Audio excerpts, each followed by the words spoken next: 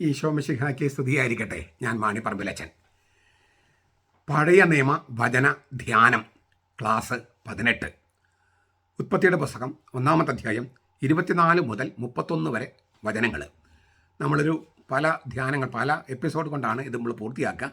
എന്നാൽ നമുക്ക് വചനം ഒന്ന് കേൾക്കാം. ആദ്യം ദൈവം വീണ്ടും കൽപ്പിച്ചു, കന്നുകാലികൾ, ഇഴജന്തുക്കൾ, കാട്ടുമൃഗങ്ങൾ തുടങ്ങി എല്ലാത്തരം ജീവജാലങ്ങളെയും ഭൂമി പുറപ്പെടുവിക്കട്ടെ. അങ്ങനെ സംഭവിച്ചു. അങ്ങനെ ദൈവം ഇനമനുസരിച്ച് എല്ലാത്തരം വന്യമൃഗങ്ങളെയും, ഇനമനുസരിച്ച് വളർത്തുമൃഗങ്ങളെയും, ഇനമനുസരിച്ച് മണ്ണിലെ ഇഴജന്തുക്കളെയും സൃഷ്ടിച്ചു. അവ നല്ലതെന്ന് ദൈവം കണ്ടു. ദൈവം വീണ്ടും അരുളി ചെയ്തു, നമുക്ക് നമ്മുടെ ഛായയിലും സദൃശിലും മനുഷ്യനെ ഉണ്ടാക്കാം.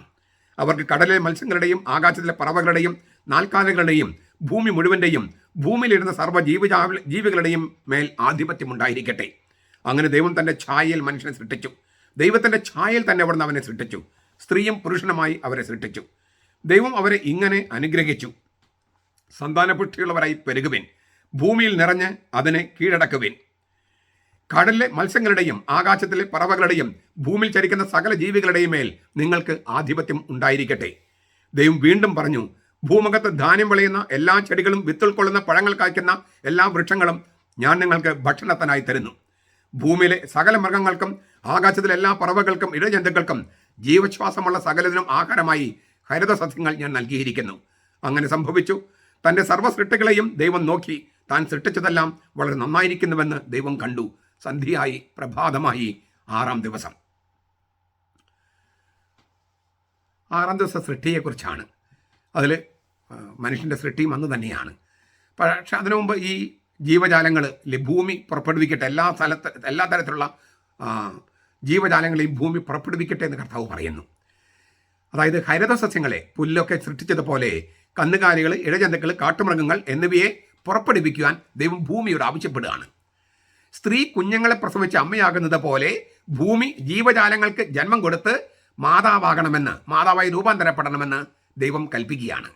അപ്പോൾ ദൈവം നേരിട്ട് സൃഷ്ടിക്കുകയല്ല, ഇവയെ ഭൂമിയോട് സൃഷ്ടിക്കാൻ പറയുകയാണ്. അപ്പോൾ ദൈവത്തിൻ്റെ കൽപ്പന കേട്ട് ഭൂമി സൃഷ്ടിക്കുകയാണ്. ഭൂമി അമ്മയായിട്ട് മാറുകയാണ്. സ്ത്രീ ഗർഭം ധരിച്ച് കുഞ്ഞുങ്ങളെ പ്രസവിക്കുന്ന പോലെ ഈ ഭൂമി ഒരു അമ്മയുടെ സ്ഥാനം അലങ്കരിക്കുകയാണ്. ഹരിതസസ്യങ്ങളുടെ കാര്യത്തിൽ അങ്ങനെയായിരുന്നു, പുല്ലിൻ്റെ കാര്യത്തിലൊക്കെ അങ്ങനെയായിരുന്നു. സ്രഷ്ടാവായി ദൈവം നിലയുറപ്പിക്കുന്നു. പക്ഷെ സൃഷ്ടികർമ്മം തുടരാൻ ഭൂമിയോട് കൽപ്പിക്കുന്നു. അങ്ങനെ ദൈവം തന്ന വളരെ വിശിഷ്ടമായ വരദാനമാണ് പുഷ്കലത എന്ന് പറയുന്നത്, ഫലഭൂഷ്ടി, ഫെർട്ടിലിറ്റി എന്ന് പറയുന്നത്. അത് മണ്ണിൻ്റെ ഫെർട്ടിലിറ്റിയാണ്. അതിനെ ബഹുമാനിക്കേണ്ടതുണ്ട്. ഈ മണ്ണിൻ്റെ പുഷ്കലതയെ ബഹുമാനിക്കേണ്ടതുണ്ട്. അതിൽ കൃത്രിമമായി മനുഷ്യൻ ഇടപെട്ട് പ്രകൃതിയുടെ താളം തെറ്റിക്കുന്നത് ധാർമ്മികമായിട്ട് ശരിയല്ല. അതായത് മണ്ണിന് അതിൻ്റെ പുഷ്കലത, അതിൻ്റെ ഫെർട്ടിലിറ്റി അത് നശിപ്പിക്കാൻ പാടില്ല. നമ്മൾ സാധാരണ പറയല്ലോ, പണ്ടൊക്കെ നമ്മൾ എവിടെയെങ്കിലും ഒരു മണ്ണ് ചെരിന്ന് ഒന്ന് കിളച്ചാൽ നമുക്ക് വിരകൾ കിട്ടുമായിരുന്നു. ചൂണ്ടയിടാൻ പോകാനായിട്ടൊക്കെ നമുക്ക് വിര കിട്ടുമായിരുന്നു. ഇപ്പം നമ്മൾ എവിടെ കുഴിച്ചിട്ടും ഒന്നും കിട്ടുന്നില്ല. ഭൂമിയുടെ പുഷ്കലത അല്ലെങ്കിൽ ഫെർട്ടിലിറ്റി നഷ്ടമായി. അത് നമ്മൾ ഒരുപാട് ഭൂമിയിൽ കൈക്കടത്തൽ നടത്തിയിട്ടാണ്. അപ്പോൾ അതങ്ങനെ ചെയ്യുന്നത് ധാർമ്മികമായിട്ട് ശരിയല്ല. ഭൂമിയെ ബഹുമാനിക്കുന്ന പോലെ ഭൂമിയിലെ ജീവജാലങ്ങളെയും ആദരിക്കേണ്ടതുണ്ട്. അതേസമയം ഗോമാതാവ്, ഗണപതി എന്നൊക്കെ വിളിച്ച് പശുവിനെയും ആനയെയും ആരാധിക്കുന്നത് സ്രഷ്ടാവായ ദൈവത്തോട് ചെയ്യുന്ന അനീതിയാണ്, അവനെ അവഹേളിക്കലാണ്. അത് വിഗ്രഹാരാധനയാണ്. അത് ചെയ്യാൻ പാടില്ല. ദൈവമല്ലാത്തതിനെ ദൈവമായി ആരാധിക്കുന്നതാണ് വിഗ്രഹാരാധന. ദൈവമല്ലാത്തതിനെ ദൈവമായി ആരാധിക്കുക പറഞ്ഞാൽ ബലിയർപ്പിക്കുന്നത്, അത് അങ്ങനെ ചെയ്യുന്നത് ശരിയായ രീതിയല്ല. പിന്നെ മനുഷ്യൻ്റെ സൃഷ്ടിയിലേക്ക് വരികയാണ്. നമുക്ക് നമ്മുടെ ഛായയിലും സാദൃശ്യത്തിലും മനുഷ്യരെ സൃഷ്ടിക്കാം. നമുക്ക് നമ്മുടെ ഛായ. ദൈവം സംസാരിക്കുകയാണ്. ആരോടാണ് ദൈവം സംസാരിക്കുന്നത്? പല സാധ്യതകളാണ് ഈ വചനത്തിന് പറഞ്ഞിട്ടുള്ളത്. ഒന്ന്, ഇവിടെ ഉപയോഗിച്ചിരിക്കുന്നത് ബഹുവചന രൂപമാണ്. നമുക്ക്, നമ്മുടെ. സ്വർഗത്തെ രാജകീയ കോടതിയെ സങ്കല്പിക്കുന്ന ചില വേദ പാഠങ്ങളുണ്ട്. ജോബിൻ്റെ പുസ്തകം 1:6, സങ്കീർത്തനം 82:1, 1 രാജാക്കന്മാർ 22:19. ഈ സ്വർഗത്തെ ഒരു രാജകീയ കോടതിയായിട്ട് സങ്കല്പിക്കുന്നു. ആ കോടതിയിലെ ന്യായാധിപൻ ദൈവമായ രാജാവാണ്, ദൈവമായ കർത്താവാണ്. അതിലെ അംഗങ്ങൾ മാലാഖമാരായിരിക്കാം. അവരുമായി ആലോചിക്കുകയാകാം. അതാണ് ഒന്നാമത്തെ അർത്ഥം. അതായത് ദൈവത്തിൻ്റെ പരമാധികാരത്തെ സൂചിപ്പിക്കുന്നു. അതേസമയം ആ പരമാധികാരം എന്ന് പറയുന്നത് ആർക്കും പ്രവേശനം നൽകാത്ത ഒരു ഏകഛത്രാധിപതി അല്ല ദൈവം, മറിച്ച് മാലാഖമാരോട് ആലോചിക്കുന്നു. അപ്പോൾ സ്വർഗീയ കോടതിയിൽ അംഗങ്ങളുമായി ആലോചിക്കുന്നതാണ് ഒരു വ്യാഖ്യാനം. രണ്ടാമത്തെ ഒരു വ്യാഖ്യാനം ദ പ്ലൂറൽ ഓഫ് മാജസ്റ്റി എന്ന് പറയും. രാജാക്കന്മാരും മാർപ്പാപ്പന്മാരൊക്കെ സംസാരിക്കുമ്പോൾ, പണ്ട് കാലത്ത് സംസാരിക്കുമ്പോൾ ബഹുവചന രീതിയിൽ നാം എന്നാണ് പറയുന്നത്. ഈ നമ്മുടെ നാട്ടിൽ നാട്ടുരാജാക്കന്മാരൊക്കെ നോം കൽപ്പിക്കുന്നു എന്ന് പറയും. നോം കൽപ്പിക്കുന്നു, അതായത് നോം അല്ലെങ്കിൽ നാം എന്ന് പറയുന്നത് ഒരു ആദര പൂർവകമായ ഒരു ബഹുവചനം. അങ്ങനെയാകാം, പക്ഷെ അതിനകത്തും ഒരു അർത്ഥമുണ്ട്. അതായത് ഒരു രാജാവ്, അദ്ദേഹം ഒരാളല്ല, ഒരു രാജ്യത്തെ മുഴുവൻ പ്രതിദാനം ചെയ്യുന്നത് എന്നൊരർത്ഥമുണ്ട്. അതുകൊണ്ടാണ് ഈ നാം എന്ന വാക്ക് ഉപയോഗിക്കുന്നത്. മാർപ്പാപ്പന്മാരെ പാട്ട് സംസാരിക്കും നാം കൽപ്പിക്കുന്നെന്ന് പറയാറ്, അല്ലെങ്കിൽ നാം പറയുന്നു. അതായത് മാർപ്പാപ്പ ഒരു വ്യക്തിയായിട്ടല്ല സംസാരിക്കുന്നത്, സഭ മൊത്തത്തിൻ്റെയും ആളുകളുടെ പ്രതിനിധിയായിട്ടാണ്.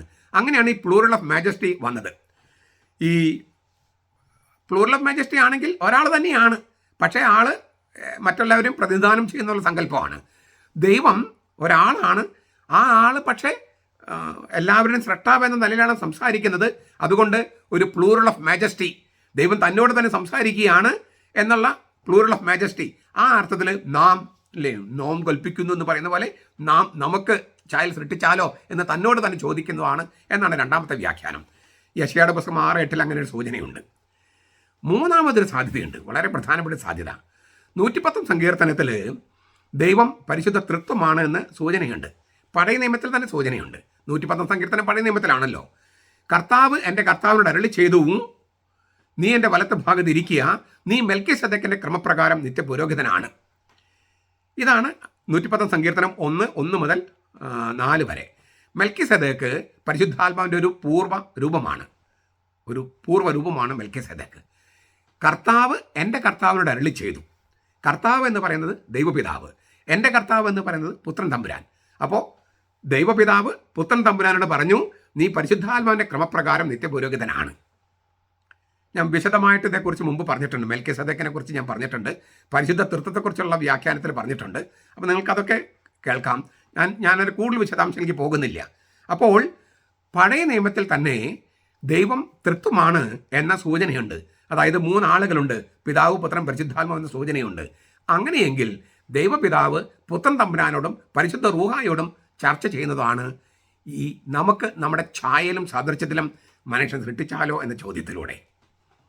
മാത്രമല്ല, നമ്മൾ മുമ്പ് കണ്ടതാണ് ഈ അങ്ങയുടെ നാമം പൂജിതമാകണമേ എന്നുള്ള ആ ധ്യാനത്തിൽ നാമം എന്ന് പറയുന്നത് യാഹ്വേ എന്ന നാമം എലോഹിം എന്നോ ആ ദൈവം എന്നുള്ള അർത്ഥമുള്ള വാക്കുമായിട്ട് എങ്ങനെ ബന്ധപ്പെട്ടിരിക്കും നമ്മൾ കണ്ടപ്പോൾ ഏൽ എന്നത് ഏകവചനവും എലോഹിം എന്നത് ബഹുവചനമാണെന്ന് കണ്ടു. നമ്മൾ ദൈവത്തെ പഴയ നിയമത്തിൽ ദൈവത്തെ ചിഹ്നപ്പെടുത്താൻ ഉപയോഗിക്കുന്ന ഏറ്റവും കൂടുതൽ ഉപയോഗിക്കുന്ന വാക്ക് എലോഹിം എന്നാണ്. ഏൽ എന്ന് പറഞ്ഞാൽ സിംഗുലറാണ്, ഏകവചനം. എലോഹിം എന്ന് പറഞ്ഞാൽ ബഹുവചനമാണ്. പക്ഷെ ഏകസത്യ ദൈവത്തിന് ബഹുവചനം ദൈവങ്ങൾ എന്ന വാക്ക് ഉപയോഗിക്കുന്നത്. ദൈവങ്ങളില്ലല്ലോ, ഒരു ദൈവമേ ഉള്ളൂ. പക്ഷേ ഒരു ദൈവത്തിൽ 3 ആളുകളുണ്ട്.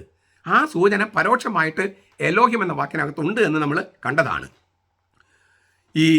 അപ്പോൾ പഴയ നിയമത്തിൽ തന്നെ ഏകസത്യ ദൈവം പരിശുദ്ധ തൃത്വമാണ്, 3 ആളുകളാണ് എന്ന സൂചന 110 സങ്കീർത്തനത്തിലുണ്ട്.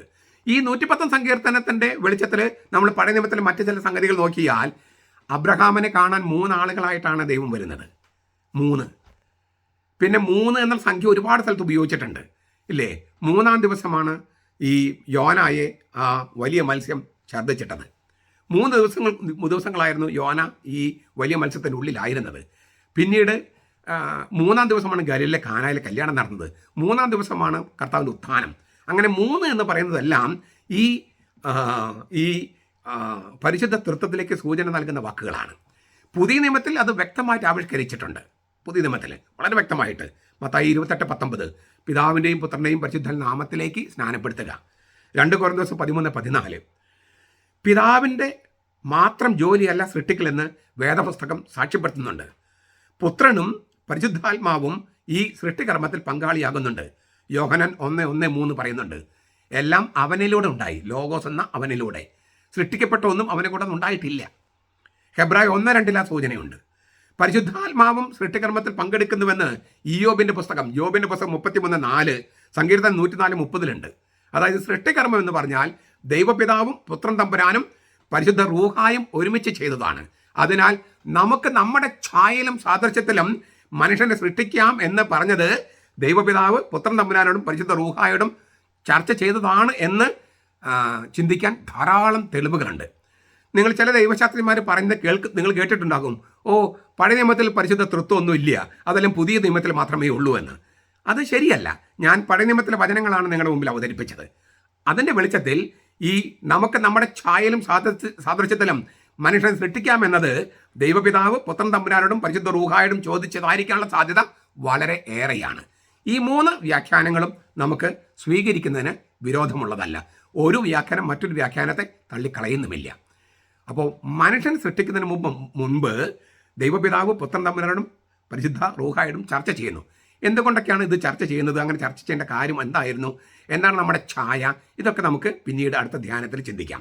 ഏതായാലും മനുഷ്യനെ സൃഷ്ടിക്കുന്നതിന് മുൻപ് ദൈവപിതാവ് പുത്രൻ തമ്പുരാനോടും പരിശുദ്ധ റൂഹായോടും ചർച്ച ചെയ്യുന്നെന്നുള്ളത് നമ്മൾ മനുഷ്യനായിരിക്കും നമ്മുടെ ഔന്നത്യം, ഉന്നതി, അല്ലെങ്കിൽ നമ്മൾ എത്രയോ വലിയ ആളുകളാണ് എന്ന ഒരു സൂചന നൽകുന്നുണ്ട്. നമ്മുടെ അന്തസ് എന്താണ്? നമ്മൾ ഈ പരിണാമ സിദ്ധാന്തം പറഞ്ഞിട്ട് മൃഗത്തിൽ നിന്നുണ്ടായി, കുരങ്ങിൽ നിന്നുണ്ടായി, മനുഷ്യക്കുരങ്ങിൽ നിന്നുണ്ടായി, നമ്മളെക്കാൾ താഴ്ന്ന ജാതിയിലേക്ക്, ഇനത്തിലേക്ക് നമ്മൾ വലിച്ചിടയ്ക്കുന്നതാണോ? ദൈവത്തിൻ്റെ ഛായയിൽ സൃഷ്ടിക്കപ്പെട്ടു എന്ന ആ ഉന്നതിയിലേക്ക് ആ അന്തസ് നിലനിർത്തുന്നതാണോ നല്ലതെന്ന് ചിന്തിക്കുക. ഒന്നാമത്തെ ഈ പരിണാമ സിദ്ധാന്തം തെളിയിക്കപ്പെട്ടിട്ടില്ല. ഇത് ഒരു സിദ്ധാന്തം മാത്രമാണ്. അങ്ങനെ പരിണാമ സിദ്ധാന്തം പറയുമ്പോൾ നമ്മൾ വെറും ഒരു മൃഗം, ആത്മാവില്ലാത്ത ഒരു മൃഗം. അപ്പം നമ്മൾ കൊല്ലാം, ഇല്ലേ, ഭക്ഷണമായിട്ട് വിളമ്പാം, നമ്മുടെ ഹൃദയം വേണമെങ്കിൽ റെസ്റ്റോറൻറ്റിൽ വിളമ്പാം, നമ്മുടെ ബ്രെയിൻ വേണമെങ്കിൽ വറുത്ത് കൊടുക്കാം, അങ്ങനെയൊക്കെ വരും. അങ്ങനെയുള്ള ഒരു വെറും മൃഗത്തിലേക്ക് നമ്മൾ താഴ്ത്തിക്കെട്ടുന്ന ഒരു തത്വചിന്തയാണോ നിങ്ങൾക്ക് വേണ്ടത്? ഈ യുക്തിവാദികളോ പിന്നെ നിരീശ്വരവാദികളൊക്കെ പറയുന്ന പോലെ നമ്മൾ മറ്റൊരു മൃഗമായി കാണുന്നതാണോ കമ്മ്യൂണിസ്റ്റുകാർ പറയുന്ന പോലെ? അതാണോ നല്ലത്? അതോ ദൈവത്തിൻ്റെ ഛായയിൽ സൃഷ്ടിക്കപ്പെട്ട മനുഷ്യർ അന്തസ്സുള്ളവരാണ്, ആഭിജാത്യമുള്ളവരാണ്, അല്ലേ? മാലാഖമാരേക്കാൾ ഉയർന്ന ഒരു തസ്തികയാണ് നമുക്ക് നൽകിയിരിക്കുന്നത്. ആ അന്തസ് ഉയർത്തിപ്പിടിക്കുന്ന സൃഷ്ടി വിവരണമാണോ നല്ലത് എന്ന് യുക്തിയുള്ളവർ, ബുദ്ധിയുള്ളവർ ചിന്തിക്കുക. നമ്മെ മൃഗമായിട്ട് അധിപതിപ്പിക്കുന്ന ഒരു ഫിലോസഫിയാണോ നമുക്ക് വേണ്ടത്? യുക്തിവാദികളുടെ ഫിലോസഫിയാണോ നമുക്ക് വേണ്ടത്? അതോ നമ്മുടെ അന്തസ് ഉയർത്തിപ്പിടിക്കുന്ന ദൈവശാസ്ത്രമാണോ വേണ്ടത്? ബുദ്ധിയും യുക്തിയുള്ളവർ നിങ്ങൾ തന്നെ ചിന്തിച്ച് തീരുമാനിക്കൂ. അപ്പം നമുക്ക് മനസ്സിലാകും നമ്മുടെ അന്തസ് തിരിച്ചറിയുന്നതാണ്, ആഭിജാത്യം തിരിച്ചറിയുന്നതാണ് മനുഷ്യകുലത്തിന് നല്ലതെന്ന്.